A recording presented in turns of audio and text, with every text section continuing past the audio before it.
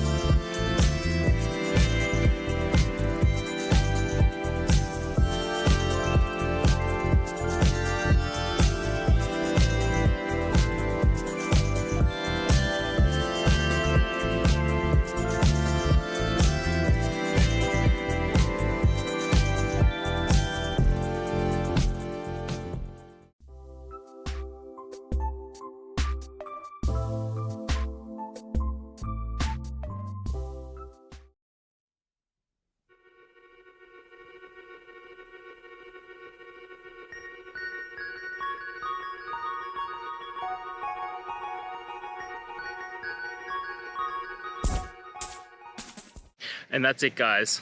We've gone through. I hope you found your resolution and found the answer you're looking for. If it helped, please hit subscribe. Really appreciate it.